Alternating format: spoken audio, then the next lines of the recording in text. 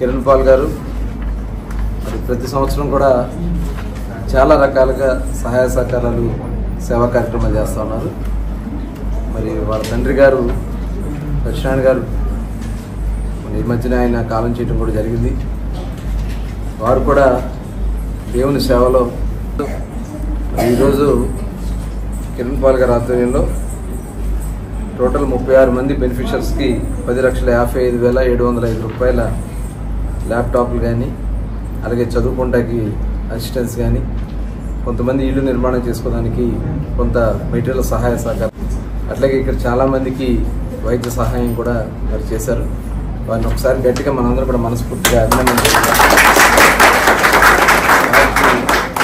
భగవంతుడు మరింత శక్తినివ్వాలని, మరింత మందికి సేవ చేసే అవకాశం కల్పించాలని మనస్ఫూర్తిగా కోరుకుంటూ, అలాగే ఇక్కడికి వచ్చినటువంటి ముఖ్యంగా విద్యార్థులకు నేను చెప్పేది, మీరు కూడా బాగా చదువుకుని వాళ్ళు ఇచ్చినటువంటి సహాయంతో దాన్ని 10 మందికి ఉపయోగపడే కార్యక్రమాలకి మీరు చేయాలి.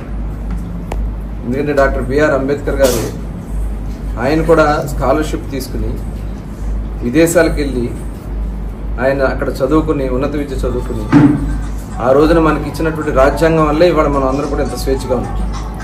కాబట్టి ఆ రోజున దాతలు ఇచ్చిన సహాయంతో ఆయన ఇల్లు వచ్చి మనకి ఇంత చక్కటి రాజ్యాంగం ఇచ్చారు.